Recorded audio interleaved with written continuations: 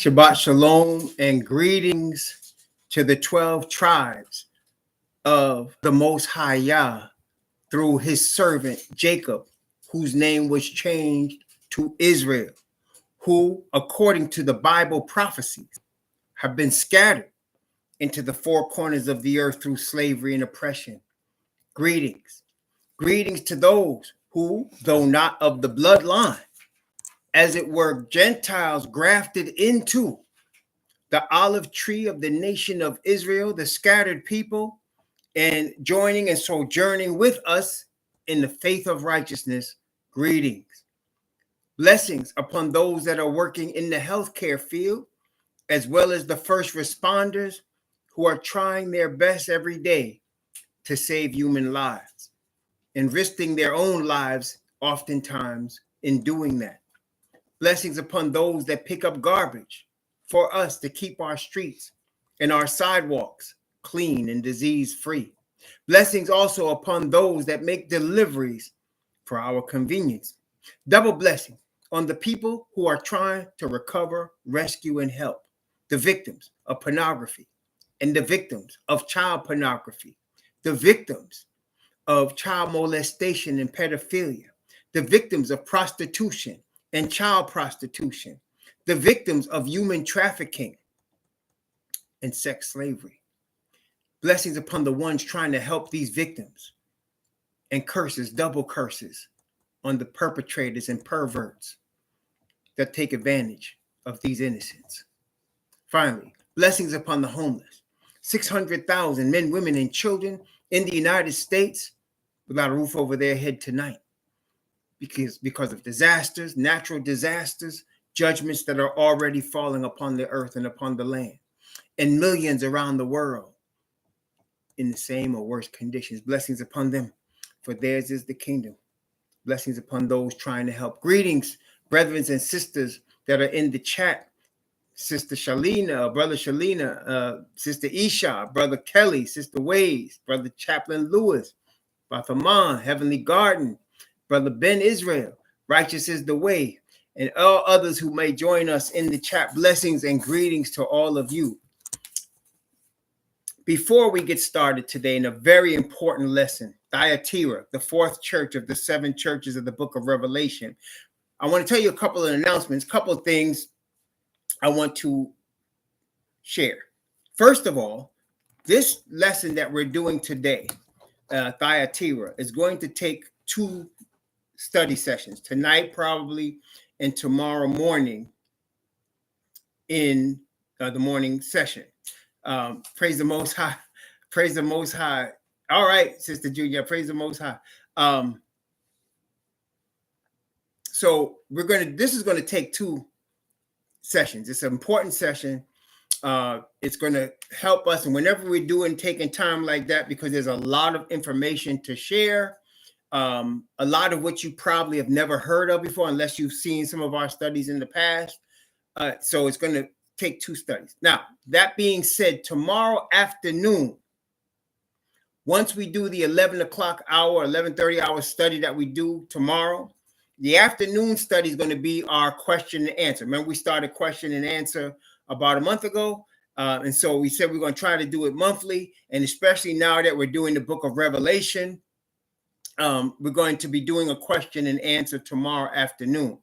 So if you're interested in that, that's what's going to be tomorrow afternoon. And if you have questions, please, if possible, write them down and email them to us. Now, the email address is always in the description boxes, so you can see the email address. Email us your questions, and my wife and I will compile them as much as possible, and we'll try to answer them as much as, especially ones that are overlapping with others, try to answer them as much as we can tomorrow afternoon. So there'll be a question and answer tomorrow afternoon. So we're going to do Thyatira tonight, and it's going to take 2 lessons.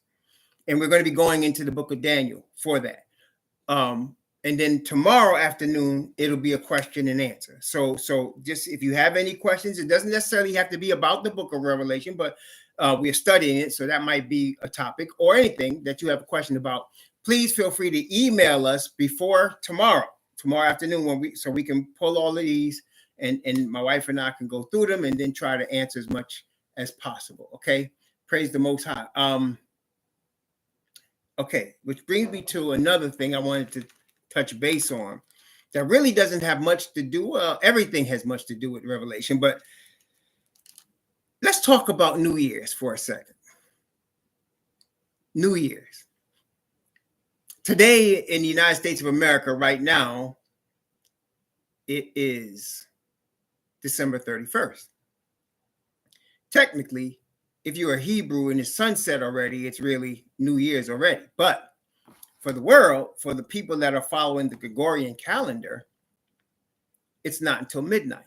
Midnight is when it's January 1st. I want to read you a scripture. In Exodus, let's turn to Exodus chapter 12. Exodus chapter 12.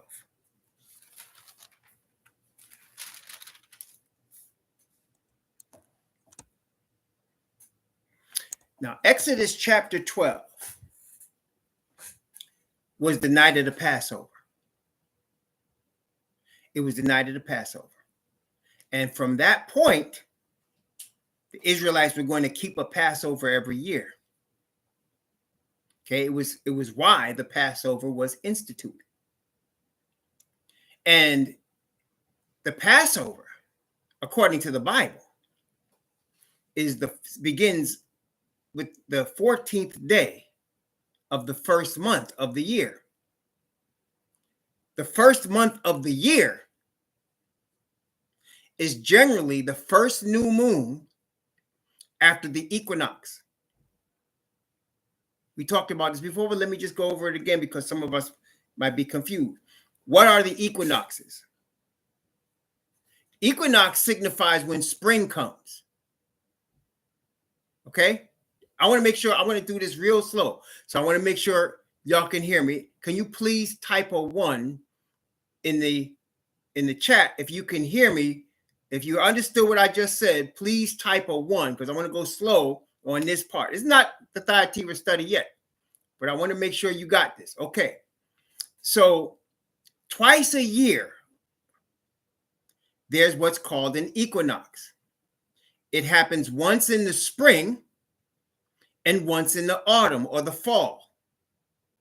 What is that?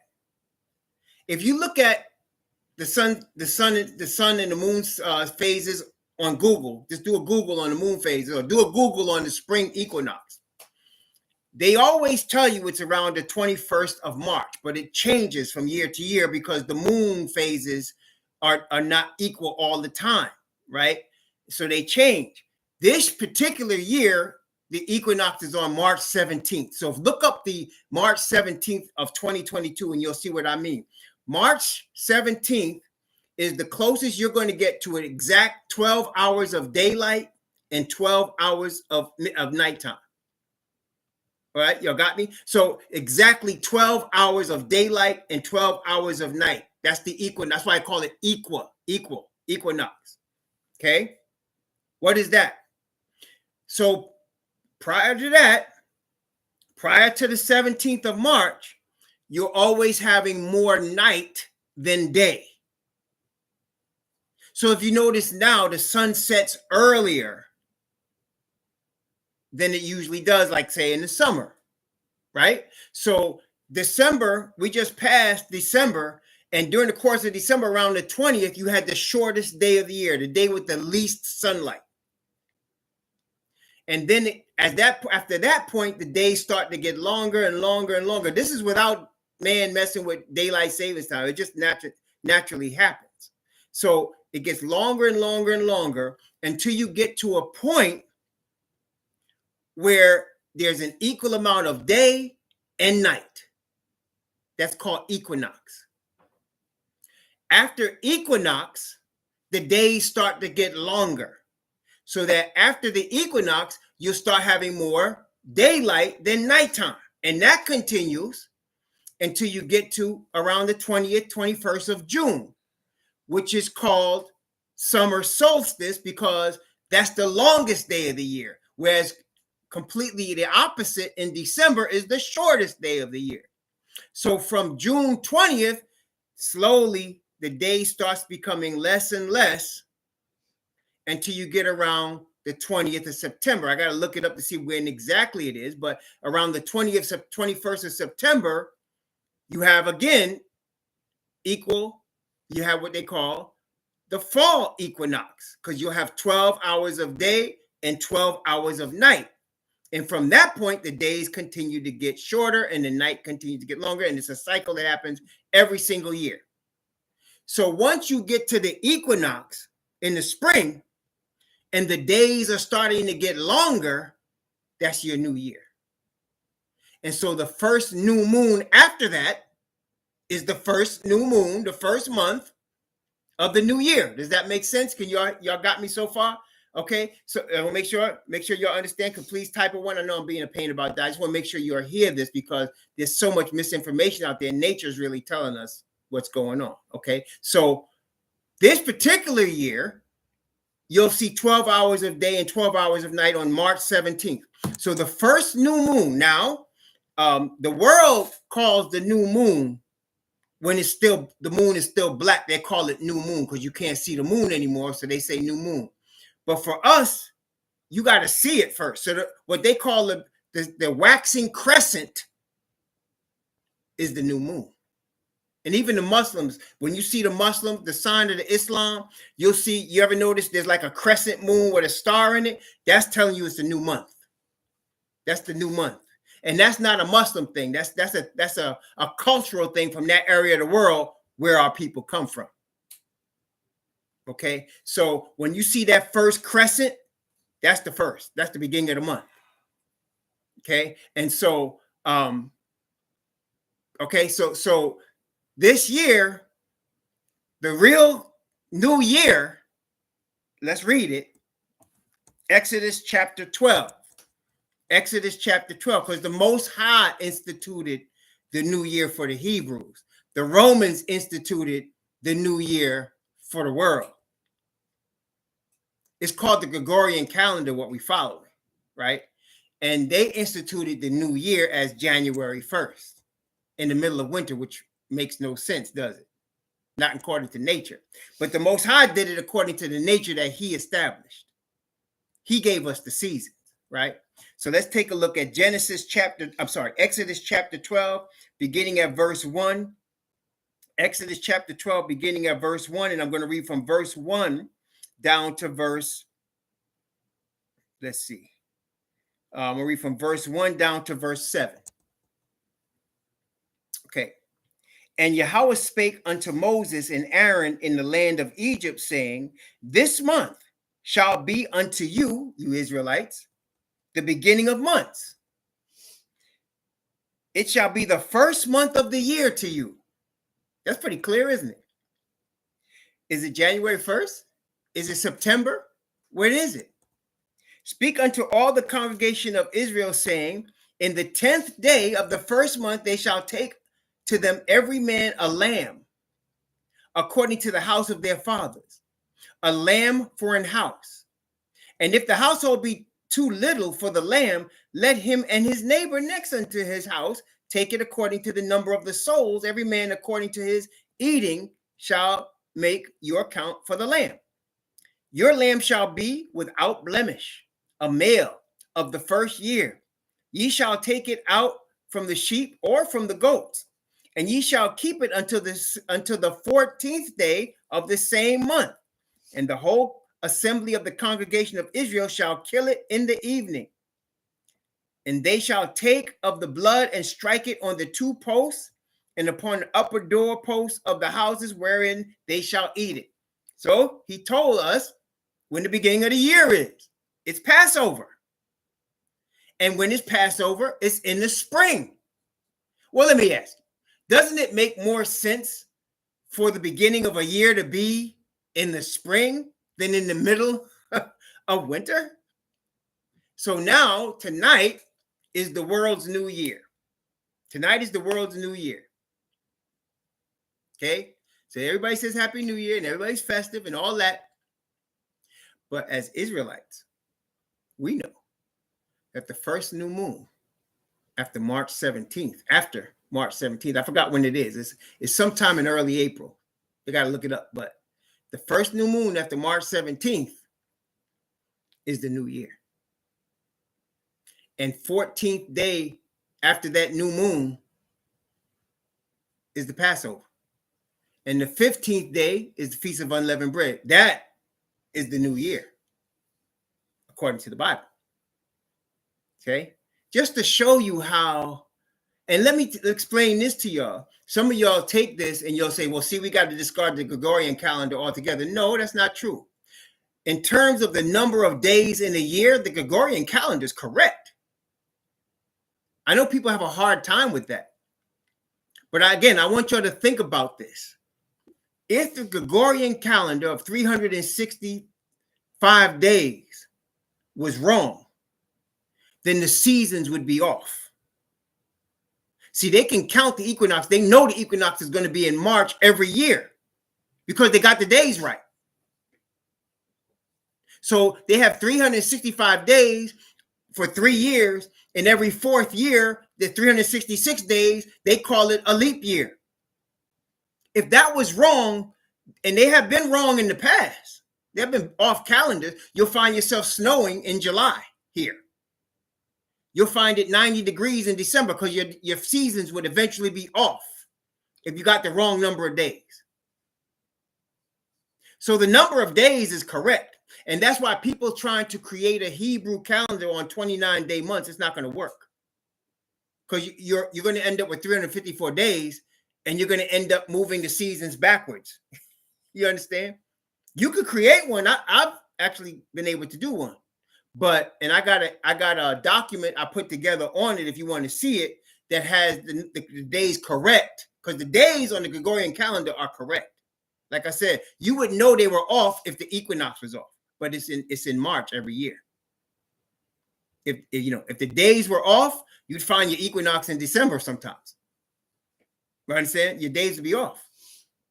But the days, they know every year in September there's an equinox, and in March there's an equinox. Not always on the same day. That's what they try to tell you. They always put it on March 20th, 21st. It's not the same day in March every year, but it is in March every year.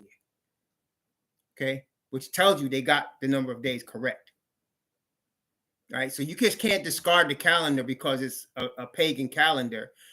The names of the months are pagan, the holidays are pagan, right? But it's still 7-day weeks and it's still 365 days a year. That's correct. It proves itself correct by the equinoxes. The winter solstice, the summer solstice, the spring equinox, and the autumn equinox are correct. Okay, that keeps the balance of everything. All right. And so if you go by 29-day months like they try to do with the moon phases, you will find yourself off. But there is a way around it. Like I said, if you want the document about that, I'll send it to you. Of course, no charge. Just email me. My email is in the description box. And if you have any questions about that or anything else, tomorrow is the question and answer in the afternoon. So I'm just letting you know. All right. All right. So that wasn't part of the study, but since it is New Year's, I wanted to just review that just to let y'all know what's going on. All right. I wanted to just review that. Okay. So now we're talking about the fourth church of the 7 churches of Revelation. And again, I want to stress the fourth church is going to be in the time period of the fourth seal, in the time period of the fourth trumpet. Okay. These time periods overlap. First church, first seal, first trumpet. Second, third, fourth, fifth, sixth, seventh. Okay. When you get to, now I'm not going to confuse y'all, but churches, seals, and trumpets, they go together. Okay. Churches, seals, and trumpets go together. All right. And so here we're in the fourth, tonight we're in Thyatira, the fourth church. Now we went through the first 3. Okay. We saw Ephesus, the first century, right, with the apostles. Then we went to the 4th century with Diocletian, right, in the second church, Pergamos. Then we went to Smyrna, And we saw after Diocletian came, there were several Constantines, but Constantine the Great that became a Christian, right? And that's where you started with Christianity, really. Okay. And so that was the third. And now the fourth, we calling this the rise of the great whore, because this is the establishment of the Roman church, the establishment and settlement of the institution of the Roman church. And such institution, all Christian churches are the same institutional structure. Like, in other words, the Roman Catholic Church has a pope at its top. It has bishops and archbishops, right, that lead various areas of the church. And then it has orders, various orders of the church. You got Franciscans, you got Jesuits, right? You have Dominicans. There's various orders of the Catholic Church. Then you have below it, you have priests in every church. Priests, right? The head priest of a church. And the priests answer to they're in an order, and they answer to a archbishop, and then they go to the pope, right? And then in your Christian churches, you'll generally have a headquarters. That's their pope. You have officers. You have divisions. If it's a worldwide Christian church, like the Mormon one, or the SDA, or the Jehovah's Witnesses, they got divisions.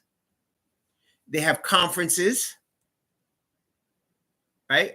According to what geographic area they're in. And then within the church, you have a pastor in each church. And they answer to their conference, which answers to their division, which answers to their headquarters. It's the same structure because it's the same whore. Now let's talk about the structure of Israel. What is Israel's structure? What is the structure of the kingdom? See, all of these churches are telling you these structures, and they won't exist. There's no structure like that in the kingdom. What is the structure of the kingdom? The structure of the kingdom is Yah, and he has a chosen people, a chosen nation, Israel. And within that chosen nation, there are 12 tribes, and there are princes, bloodline princes of each tribe. And the capital city is Jerusalem, which has a king in it, which is going to be David. And they rule the earth, which are the nations, which are not Israelite by blood, but they're going to be nations that are saved, according to Revelation chapter 21. And each tribe is going to have, remember what Messiah said? The 12 apostles are going to be judges over the 12 tribes. And each nation of the Gentiles that are going to be saved are going to have kings underneath an Israelite. It's like David had, they called garrisons. So they had their own king, but they had an Israelite garrison there. That's the structure of Yah's kingdom. It's led by a nation and Yah himself. Under Yah is Messiah, who is called King of Kings and Lord of Lords. That means he's king of the whole earth. David is king in Jerusalem. Okay? And it's by bloodline. It's a nation by bloodline. They try to copy that on the earth with these royalties, these so-called royalties, princes and whatever. But, you know, whatever. The Most High has his order. Okay? And somebody might ask, and it will be a good question, are you saying that Israelites are better than anybody on the earth? No. Y'all are saying that. Let me show you that. Deuteronomy. Let's look at Deuteronomy. And it will also tell you why. Okay? Deuteronomy tells you what it is and why it is. Deuteronomy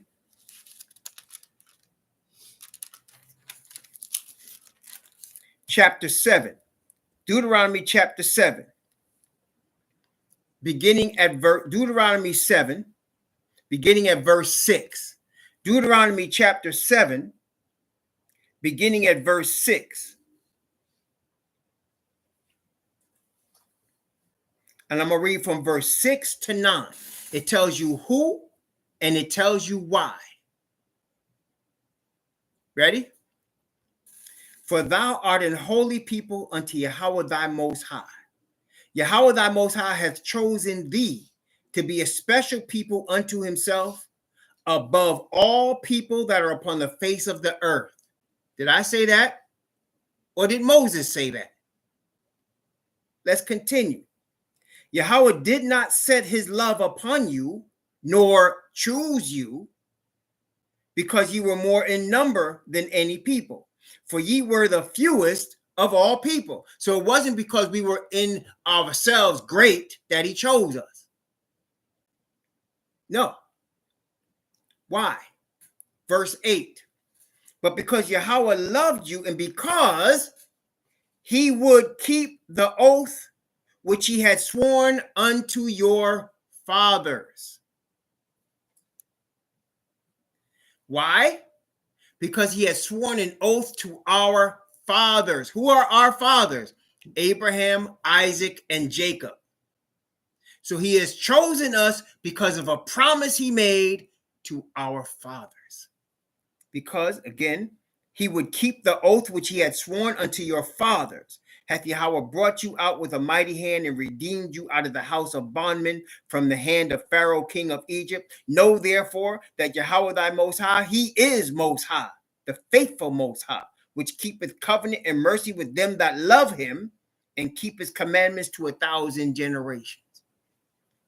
So why did he choose us? He was keeping a promise to our fathers. Let's get, mouth of 2 or 3 witnesses, right? So let's get another witness. That was Moses. Let's get a witness from David. Let's get a witness from David. I don't want us to just have one witness. So many people just use one verse. It just drives me crazy to see these Christians come up with these one verses and try to establish a doctrine on just one verse from the same Apostle Paul. That's only one witness. You need 2 or 3 witnesses. Y'all need to read your Bible a little bit. But anyway, Psalms 105. Psalms 105. You got to actually know the Bible. You have to read the Bible to know the Bible, right? If you don't read it, you won't know it. Psalms 105. Let's see. Where are we going to start here? Okay. I'm going to start at verse 1. I'm going to start at verse 1 and go down to verse 10. Why did he choose us above all people of the earth? Because of our fathers. Promise to our fathers. Psalm 105, beginning at verse 1 and going down to verse 10. Oh, give thanks unto Yahweh. Call upon his name. Make his deeds known. Make known his deeds among the people. Sing unto him. Sing psalms unto him. Talk ye of all his wondrous works. Glory ye in his holy name. Let the heart of them rejoice that seek Yahweh. Seek Yahweh and his strength. Seek his face evermore. Remember his marvelous works that he hath done, his wonders and his judgments and the judgments of his mouth. O ye seed of Abraham, his servant, ye children of Jacob, his chosen. He is Yahweh, our most high. His judgments are in all the earth. He hath remembered his covenant forever, the word which he commanded to 1,000 generations, which covenant he made with Abraham, and his oath unto Isaac, and confirmed the same unto Jacob for a law, and to Israel for an everlasting covenant. Starting with Abraham, then he said Jacob, then Israel, the children of Jacob. Why are we chosen above all people of the earth? Because of his promise to Abraham, who he said was his friend. Wait, 2 or 3 witnesses, right? Let's get one more. It's more than that. I got a whole lot of more, but I'm just going to give you 3 for the sake of the principle. In the mouth of 2 or 3 witnesses, let every word be established, right? All right. Let's go to Amos. We know this one. Amos chapter 3. Amos chapter 3, brethren. Amos 3, beginning at verse 1. From verse 1 down verse 2, Amos 3, 1 and 2. Hear this word that Yahweh has spoken against you, O children of Israel, against the whole family which I brought up from the land of Egypt, saying, you only have I known of all the families of the earth. Therefore I will punish you for all your iniquities. You only have I known of all the families of the earth. That's why I'm going to punish you harder for your iniquities, because I don't know nobody else but y'all. I haven't revealed myself to anybody else. I haven't given my covenant. We just read Psalm 105. I haven't given my covenant to anybody else but y'all. So am I saying we're the most important people to the Most High on earth, or is he saying it? Am I saying that? Or did David, Amos, and Moses say it? I think we heard it from three witnesses, right? There's Amos and David and Moses. They told us. I didn't say that. They said it. I'm just repeating what I read in the Bible, having read the book. Praise the Most High. Okay? Praise Yah. Okay, then. That gets us off to Zechariah, where we're going to start tonight. Praise the Most High. Zechariah. While we're here, right? We're here for chapter 1, but I want to read chapter 2 a little bit, just for a fourth witness. The mouth of 2 or 3. Well, we're giving you a fourth one. I mean, we're in the neighborhood of Zechariah. We might as well visit this witness, right? Zechariah chapter 2. Zechariah chapter 2, beginning at verse 1 and going down this time to verse 8. From 1 to 8. Zechariah chapter 2, from 1 to 8. Please mark these verses down. Don't just listen to me say them. Read them for yourself. Read the whole Bible for yourself. We're going to finish, by the grace of the Most High, our reading this year at the real New Year. Praise the Most High. Zechariah chapter 2, beginning at verse 1, going down to verse 8. I lifted up mine eyes again and looked, and behold, a man with a measuring line in his hand. Then said I, whither goest thou? He said unto me, to measure Jerusalem, to see what is the breadth thereof, and what is the length thereof. Behold, the angel that talked with me went forth, and another angel went out to meet him, and said unto him, run, speak to this young man, saying, Jerusalem shall be inhabited as towns without walls, for the multitude of men and cattle therein. For I, saith Yahweh, will be unto her a wall of fire round about, and will be the glory in the midst of her. Ho, ho, come forth and flee from the land of the north, saith Yahweh. For I have spread you abroad as the four winds of the heaven, saith Yahweh. Deliver thyself, O Zion, that dwellest with the daughter of Babylon. For thus saith Yahweh of hosts, after the glory hath he sent me unto the nations which spoiled you. For he that toucheth you, Zion, touches the apple of his eye. Did I say that? Or did Zechariah say that? So we have heard from four witnesses: Moses, David, Amos, and Zechariah. More than enough, isn't it? In the mouth of 2 or 3 witnesses. Well, we can give you a lot more, but 2 or 3 witnesses, let every word be established. We are a chosen people of the Most High above all the people of the planet Earth because of his promise to our fathers. But we have been rebellious children. And that's where we take ourselves here to tonight's study, Thyatira. While we're here in Zechariah, we actually came for Zechariah chapter 1. I mentioned that. Well, let's take a look. Zechariah chapter 1, very important. We're going to talk about these 4 horns that we're going to talk about because Thyatira is the 4th horn. Notice it's the 4th church also. No coincidence. We're going to talk about the number 4 today. There's numbers all in the Bible, is it not? Tonight we're talking about the number 4. Zechariah chapter 1, beginning at verse 18. Zechariah chapter 1, beginning at verse 18 and reading down to verse 21.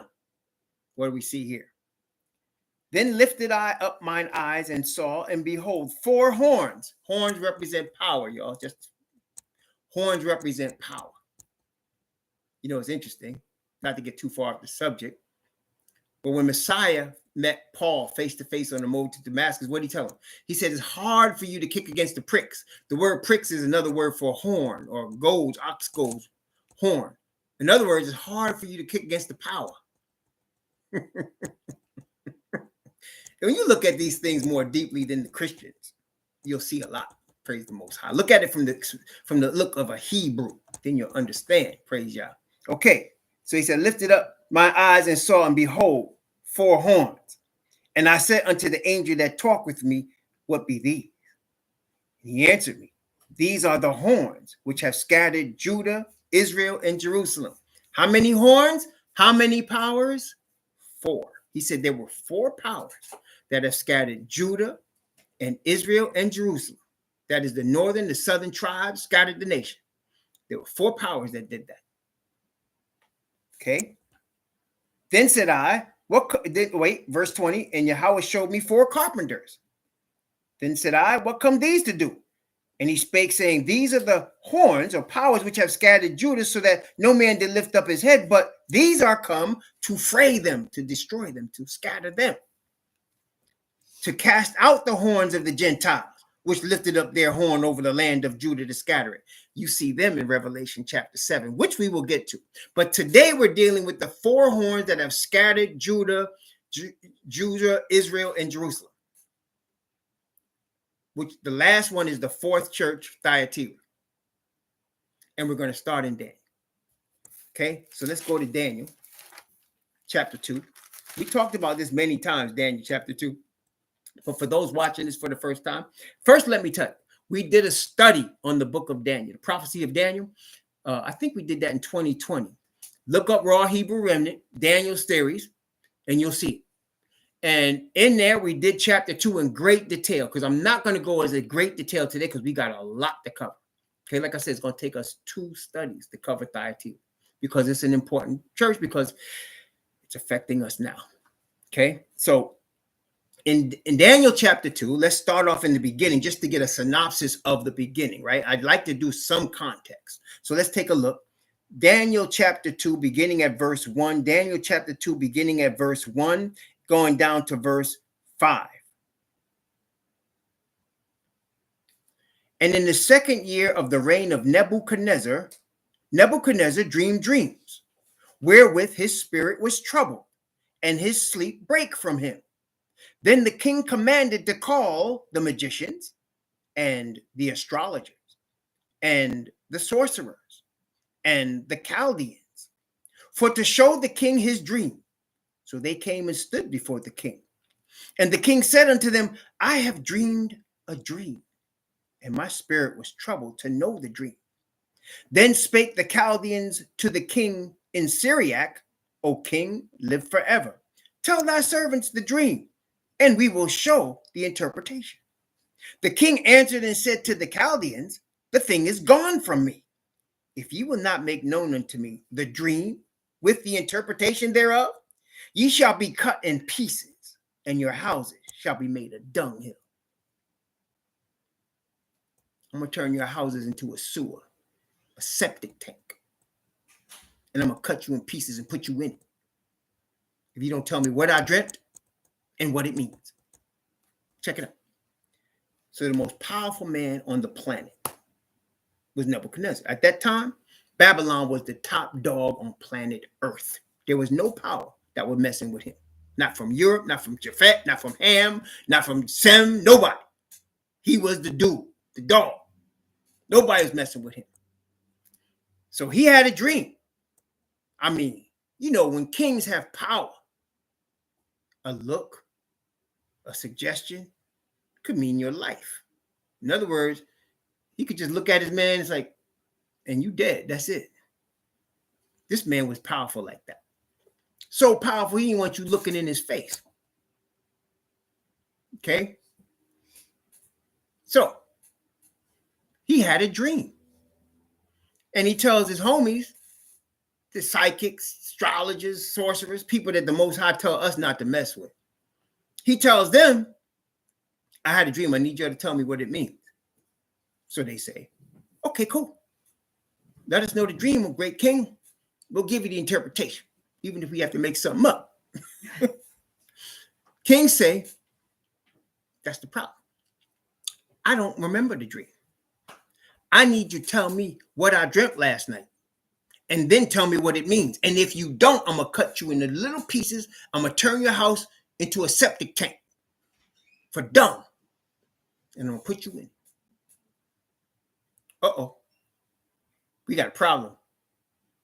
You want me to tell you what you dreamt last night? What? That was the situation. They could not, of course, tell him. They could not tell him. Therefore, he sent forth his boy, Arioch, captain of the guard, fall on all these fools. Kill them all, because they fake. Now, there was one man, well, actually, there was 4 men that King already knew was tight in terms of knowledge and wisdom. He had said it. Matter of fact, he said it in verse 20. Let's look at verse 19, 20, and 21 of chapter 1. Notice what he said about our Hebrew brothers that he had taken captive. Verse 19, 20, and 21. And you know that hasn't changed. Just to let you know. It hasn't changed. And the king communed with them, and among them all was found none like Daniel, Hananiah, Mishael, and Azariah.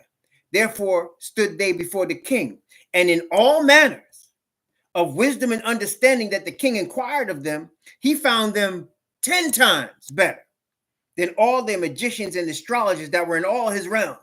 And Daniel continued even to the first year of Cyrus. He found them 10 times better. Why?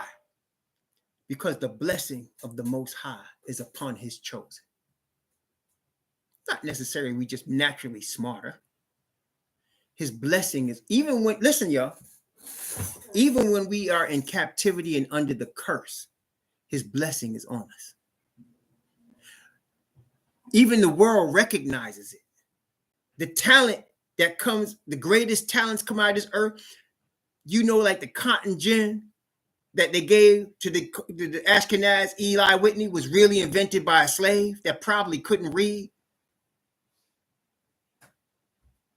Some of the tightest words people ever read coming out of slavery came from Frederick Douglass, who never got an education formally, but learned the words of the English language and then used it to write some of the most powerful stuff they ever saw.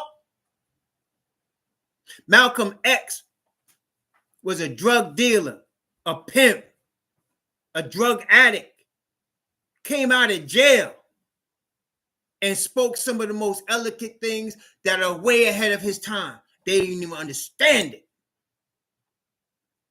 They still don't know nothing about them pyramids we built. They still don't understand the engineering behind that. And we built them pyramids, not just in Egypt. I mean, we built them in Mexico. We built them in Panama. We built them in Central America. We built them on the islands. Granville, what was his name? Granville Woods invented the steam engine. We invented the stoplight. We invented sewage systems and indoor plumbing. They were doing eye operations in Egypt before they even knew how to crawl out of caves in Europe. The Most High still blessing us with the talent. The areas we are allowed to get into, we dominate. They didn't want us on their golf courses except as caddies. Then this one coon, brother, this one brother, brother. His father went over there to Thailand and had him with this Thai woman. Listen, that's what I'm telling y'all. Hebrew is Hebrew. You start mixing the seed, don't matter. The seed that's the strongest is the Hebrew. So anyway, this young coon, brother, he learned how to play golf from watching the Caucasian men play. Boy, it was so tight. They gave him a golf scholarship to Stanford. The boy was so ahead of himself, they had to put him out there and let him, because you know why? Because sports make money. Sports make money. It's entertainment. This boy, they set him out there in places where brothers wasn't even allowed to sweep the floor, and he was sweeping the floor with them. Tiger Woods, destroying them. And I had a sister I met once. This sister was very fair skinned, so that she could pass for white. But she would let you know what she was. But she told me she would listen to what they would say. She said one time she was sitting out minding her business, getting coffee at a Starbucks. And the Caucasian woman thought she was Caucasian and sat down, and they started having conversation. Then they talked about golf. And the Caucasian woman said to her, why don't they let us have one thing? Everything they get into, they start taking over. That's when she sprung it on her. You know I'm black, right?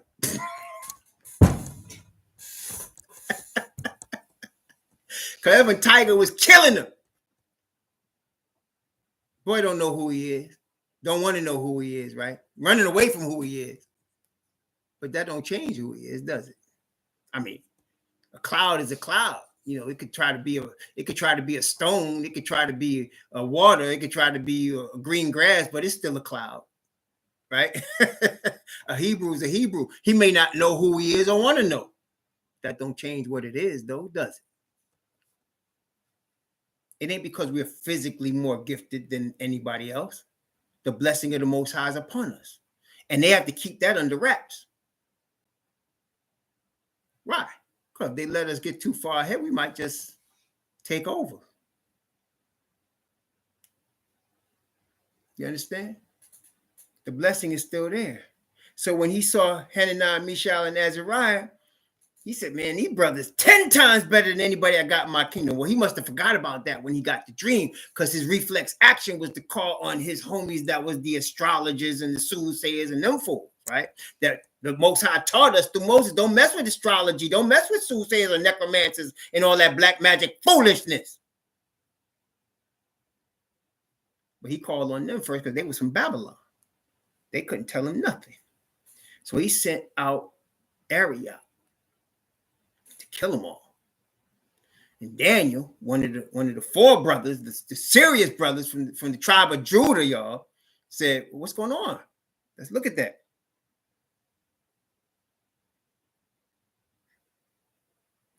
Let's go from verse 14 down to verse 16. Then Daniel answered with counsel and wisdom to Arioch, captain of the king's guard, which was gone forth to slay the wise men of Babylon. He answered and said to Arioch, the king's captain, why is the decree so hasty from the king? Then Arioch made the thing known to Daniel. Then Daniel went in and desired of the king that he would give him time, that he would show the king the interpretation. The wisdom comes from the Most High. Let me explain something to you. The Bible tells us, right? Let me just show you.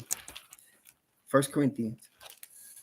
You see, we use the whole Bible, man. We don't just use Old Testament. We don't just use New Testament. We don't just use one verse. Gotta look at the whole thing. Take a look at this. 1 Corinthians. 1 Corinthians chapter 1.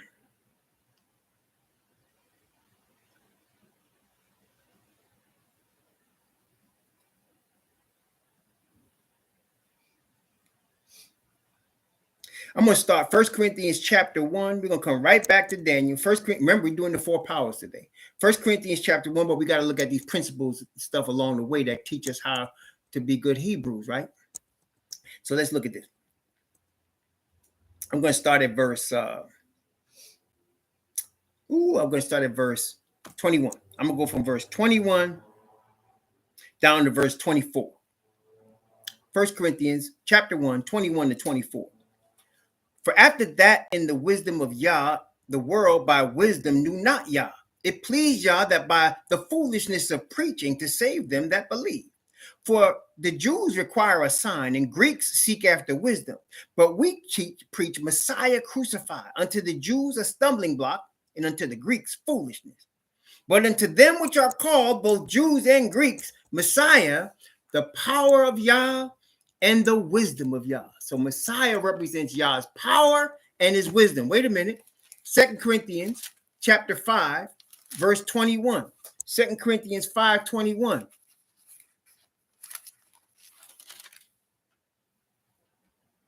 For he hath made him, that his Father hath made Messiah, to be sin for us, who knew no sin, that we might be made the righteousness of Yah in him.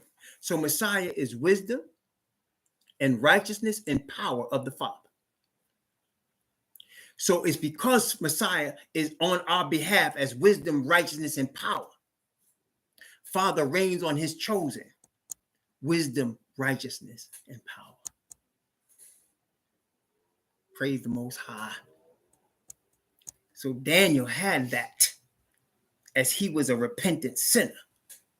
And his brethren were sticking close to the principles of the Most High, as we see in the book of Daniel.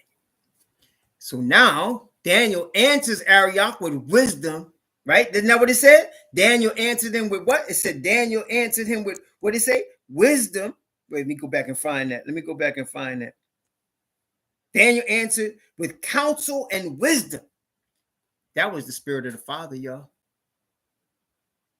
That's why we don't have to, see, look, listen to me carefully, y'all. Don't worry about where you're going to be. Don't worry about your preparation for the things that are happening even now, the judgments. Worry if you're going to worry about seeking the Father's spirit, about knowing his whole word, eating that bread like it's precious, because it is. And he will give you counsel and wisdom. We just have to be willing to listen to him. You understand? You know in your own self, there comes a situation where you have a choice. We always do.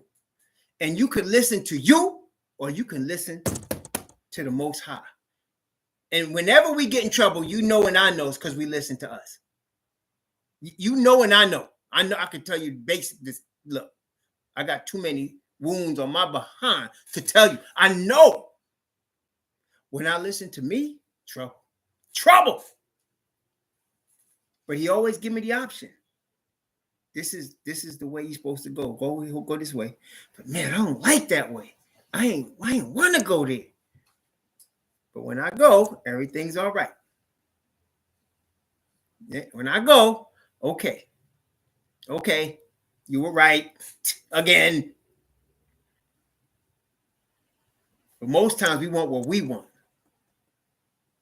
You chasing a certain girl or a certain dude, and Spirit of the Most High is convicting you. No. He's giving you all kinds of signs. He's telling you, he's showing you, but this is what you want. Oh, she just the way I want it. She looks the way I want it, the skin tone the way I want it, the body the way I want it, the education the way I want it. She meets all my checklists, but she didn't meet y'all's checklist.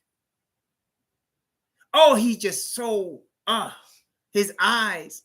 Oh my goodness, he's educated. He could cook. Oh man, he meets all my checklists, but he ain't meet y'all's checklist. Maybe y'all want you to get that bald head garbage man. Maybe y'all want you to get the sister that ain't got the fake hair or the fake eyelashes and the fake nails. Maybe he wants that one for you. But she don't meet your checklist. He don't meet your checklist. That's when you got problems. And y'all know I'm telling the truth because y'all done it.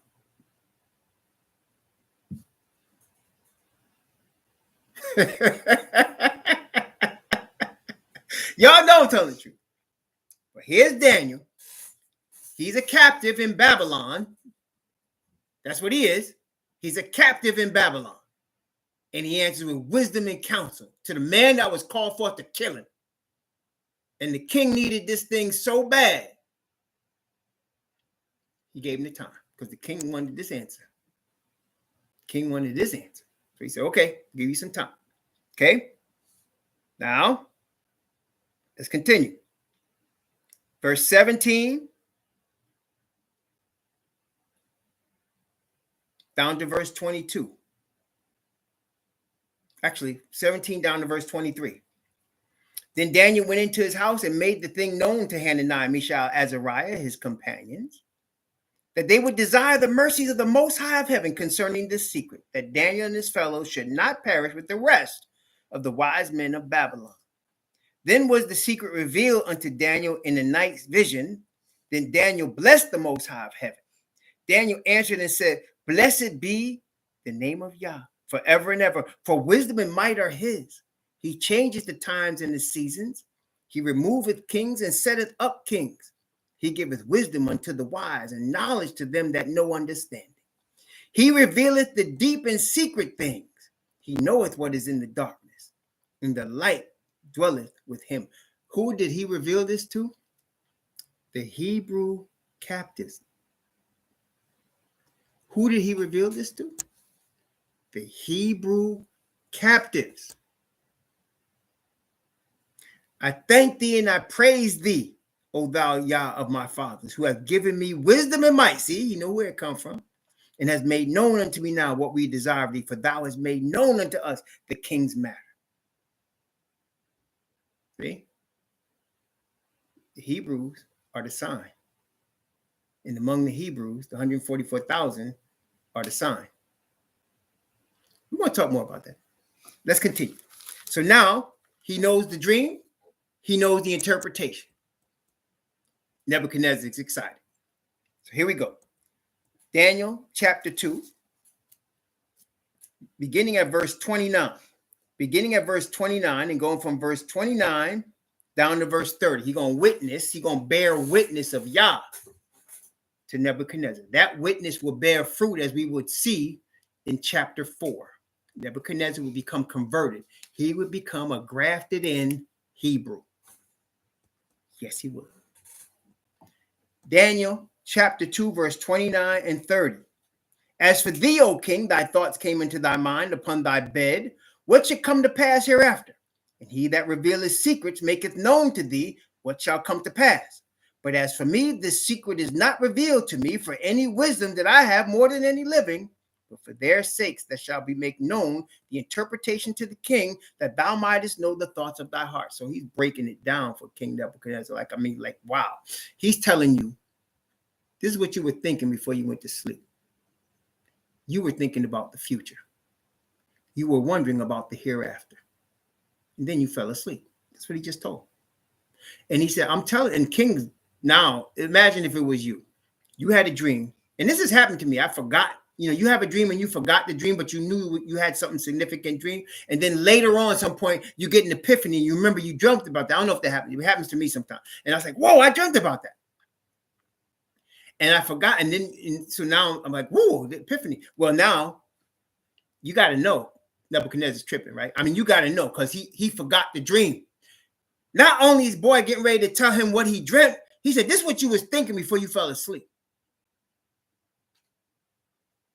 Now he got total attention to the most powerful man on the planet. Whoa, yeah, that's exactly what I was thinking about. How'd you know that? And he says, as for me, this secret is not revealed because it's the Most High showing the people that's going to be affected by this dream. Because you're asking about the future, the hereafter. Okay, the Most High is going to show you. And the people affected, this is for them. It's for their sakes. He's showing us this thing. That's you and me. That's you and me. Okay? Daniel chapter 2. What did he see? Verse 31 down to verse 35. Thou, O king, sawest, and behold, a great image. This image, whose brightness was excellent, stood before thee, and the form thereof was terrible. This image's head was of fine gold, his brass, his arms of silver, his belly and thighs of brass, his legs of iron, his feet part of iron and part of clay. Thou sawest till that a stone was cut out without hands, which smote the image upon his feet, that were of iron and clay, and brake them to pieces. Then was the iron, the clay, the brass, the silver, and the gold broken to pieces together, and became like the chaff of the summer threshing floors. And the wind carried them away that no place was found for them. And the stone that smote the image became a great mountain and filled the whole earth. So now, please note, we're talking about the four horns that scatter Israel, Judah, and Jerusalem. We're talking about the fourth church, Thyatira. And Daniel just showed Nebuchadnezzar about a dream he had that had within it four metals. Nate, take note now. There was gold, silver, brass, and iron. Four metals. Four powers that scattered Judah and Jerusalem. And the fourth church of Thyatira. So far, you're with me. I want to make sure you're with me, okay? I don't want to lose y'all. So I'm trying to do this slow. This is easy to understand, but there's a lot of it. It's not like the information is complicated. Sometimes it does involve some mathematics, which we'll see. But it's not that. It's just that there's a lot of information. There's a lot of detail. It's not like this. He's just giving you little pieces. People that only read parts of the Bible only see little pieces. It's like what Paul said, you're looking through a glass darkly.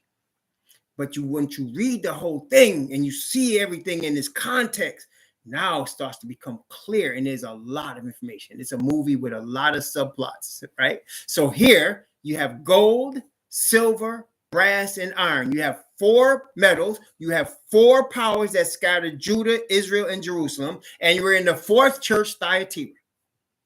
Okay, here we go. Now, verse 36. This is the dream, and we will tell the interpretation thereof before the king. So now he's already told him what he was thinking. This is what you were thinking before you fell asleep. About the hereafter, about the future. This is what you dreamt. King is tripping now. You know King Nebuchadnezzar tripping now, right? I mean, if it was you and me, we'd be tripping. This dude telling us what we dreamt last night, tell us what we was thinking before we fell asleep, and then telling us now what the dream means. We don't even know this boy, except he works for me. I know he's sharp. One of the sharpest kids I got, but he's a little teenage boy. He worked for me. Who is this boy? Oh, he's of the Hebrew captives. You know, there was a brother. He was starting to save for college back in the 1920s. Then the Great Depression hit and all his savings, the bank lost all his money. So he wanted to be a doctor. He wanted to be a doctor bad. But now he couldn't get in because he had no money. There was no financial aid for Hebrews. So now he starts working as an assistant. First, he starts sweeping the floors, cleaning the places up in the labs, and then noticing this guy is sharp, like he knows stuff, like he's never been to medical school, but he knows as much as the doctors. End up being even giving the surgeons information about how to perform surgeries. End up transforming the whole heart transplant situation. That came from a Hebrew. They didn't know how he do it. He never got the chance to go to school, but yet he was the driving force behind world-changing heart surgery. This was before the doctor name. What was that doctor name that the gifted hands for? Anyway, it was before the gifted hands. Kuhn got it. Doctor. No, this man was before that. He never got a chance to go to college, but he was already gifted like that. Just another example. Ben Carson, before Ben Carson, his brother. Matter of fact, it was a rapper that played the role of the dude. I forgot the rapper's name, but he played the role of the cat. Yeah. So there's that. But here, he's telling the brother all these things. See, it's always a Hebrew behind the scenes, the gifted Hebrew. That's not going to get recognition on this planet. We're not going to get that because we're captivity. You understand? We're in captivity. It's all good. It's just a sign, though. The sign is Most Def. That's right, brother Williams. Most Def was the guy that played his role. Most Def played. But it's just the sign is with the Hebrews. Yeah. The sign is with the Hebrews. Always. People will not recognize, as Daniel teaches us, the wicked will do wickedly, and none of the wicked shall understand, but the wise shall understand. The signs with the Hebrews. And people busy trying to deny who the Hebrews are or how important they are to end time events and everything surrounding them. Isn't that amazing? That's why most people are not going to see it. Okay, that's why they can't see it till they get a Hebrew. Daniel chapter 2, verse 36. This is the dream, and we will tell the interpretation thereof before the king. Thou, O king, art a king of kings, for the Most High of heaven hath given thee a kingdom, power, and strength, and glory. And wheresoever the children of men dwell, the beasts of the field and the fowls of the heaven, he hath given into thine hand, and hath made thee ruler over them all. Thou art the head of gold. Nebuchadnezzar was the first power to scatter Judah, Jerusalem, and Israel, wasn't he? He was the first power. He scattered Judah. Well, and Judah was scattered by him.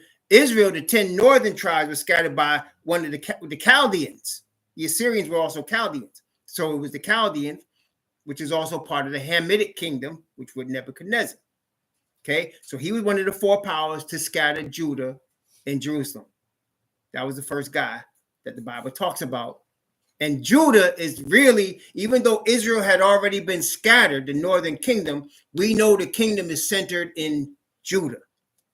That's why he's not giving Assyria that kind of props in that regard. But he gives the head of gold to Nebuchadnezzar because he scattered Judah. Judah was where Messiah comes from. Judah is where David comes from. Judah is the center of the lawgiver, Judah.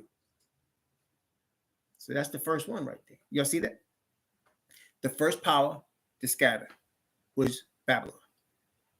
Nebuchadnezzar said, thou art the head of gold. Okay, it's not Iraq. Iraq done. Iraq represents Babylon finished. No power, unfortunately. Okay, but the power was with this Hamite man, the Hamite Nebuchadnezzar. Okay, praise the Most High. All right, let's continue. Verse 39, and he was the last Hamite power like that. He's the last Hamite power. After that now, that was the head of gold. After that now, notice what he said, verse 39. And after thee shall arise another kingdom inferior to thee. Silver. Now you're dealing with Medes and Persians. Now you're dealing with children of Japhet. So you start off with Ham, the most valuable gold, gold. A little less valuable. He said inferior to thee, silver, Medes and Persians, children of Japhet. Okay? And another third kingdom of brass, which shall bear rule over all the earth. Third kingdom, Greece, children of Japhet. You following me so far? We start off with a Hamitic kingdom, and now we're finishing with Japhet. And these kingdoms scattered the chosen of Shem. Are you following me? These kingdoms scattered the chosen people of Shem. And what do we know about Japhet according to Noah's prophecy? Again, let's take a look at Noah's prophecy in Genesis chapter 9. Noah's prophecy, which they tried to use and say, this is why y'all enslaved, because Noah cursed Ham, and he didn't. But anyway, Genesis chapter 9, beginning at verse 25 and going down from verse 25 and read verse 27. From 25 to 27, Genesis chapter 9. And he said, cursed be Canaan, a servant of servants shall he be unto his brethren. And blessed be the Most High Yahweh of Shem, and Canaan shall be his servant. And Yah shall enlarge Japhet, and he shall dwell in the tents of Shem, and Canaan shall be his servant. He shall enlarge Japhet. The word enlarge means what you would think, to grow, to be big, to be powerful, also to entice. And he dwell in the tents of Shem. So now, didn't say Ham was going to do that, did it? No, it said Japhet's going to do that.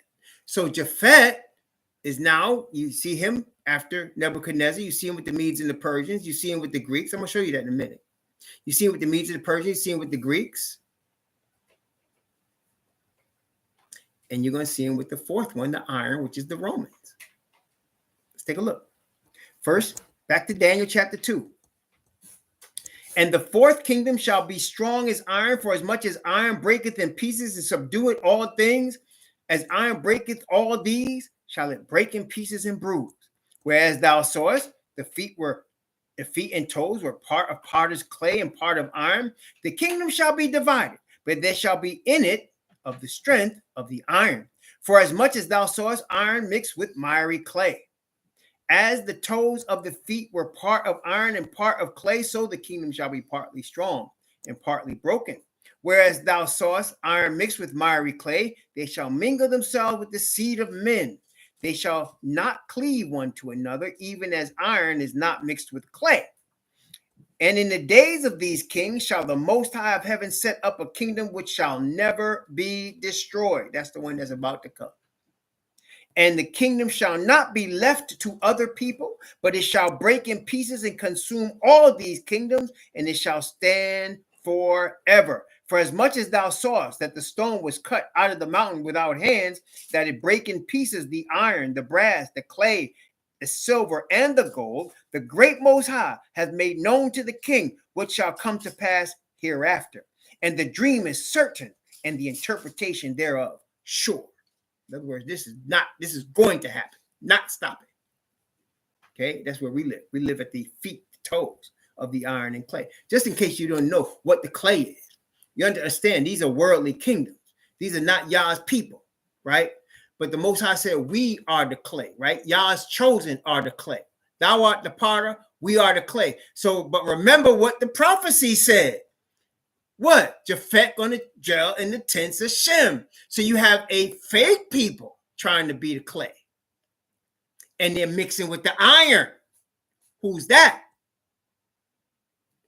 It's Christianity. It's Judaism. You follow me? And they're connected with the iron. Rome. See that? So dwell in the tents of Shem. Well. Aren't we learning stuff? So look, he already told us the head was Babylon, and I told you the other three. Don't believe me. Let's look at the word. Let's look to the next one, Daniel chapter 5, because there's a kingdom coming after Nebuchadnezzar's Babylon, right? So Daniel chapter 5, here is Belshazzar, the grandson of Nebuchadnezzar, the king of Babylon. Let's read verse 1 just for the context. Daniel chapter 5, verse 1. Belshazzar the king made a great feast to 1,000 of his lords and drank wine before the 1,000. So he's the king of Babylon, Belshazzar. That's Nebuchadnezzar's grandson. Okay, let's go to the end of chapter 5. Verse 30 and 31. Daniel chapter 5, 30 and 31. In that night was Belshazzar, the king of the Chaldeans, slain, and Darius, the Median, took the kingdom, being about 62 years old. So what followed Babylon? Media, which is part of Media Persia, the beginning of Japhet, dwelling in the tents of Shem. Yah shall enlarge Japhet, and he shall dwell in the tents of Shem. It's Shem's tents. And Japhet trying to take over Shem's tents. Wait a minute. Let me give you some more. Daniel chapter 8. Let's clarify this some more. Daniel chapter 8, beginning at verse 19 and going down to verse 21. Daniel chapter 8, 19 to 21. Babylon. Now we have the Medes, right? Watch. Daniel 8, 19 to 21. And he said, behold, I will make thee know what shall be in the last end of the indignation. For the time appointed, the end shall be. The ram which thou sawest, having two horns, are the kings of Media and Persia. And the rough goat is the king of Grecia. And the great horn that is between his eyes is the first king. So you have Medes and Persians, then Greeks. So you have Babylon, Medes and Persians, Greeks. What did I say the last one was? Rome. Very easy. I mean, I think everybody knows following the Greek Empire came the Roman Empire, but let's look at the word. Luke chapter 2. Luke chapter 2, verse 1 and 2. Luke chapter 2, verse 1 and 2. And it came to pass in those days that there went out a decree from Caesar Augustus that all the world should be taxed. And this taxing was first made when Cyrenius was governor of Syria. Who was after Greek?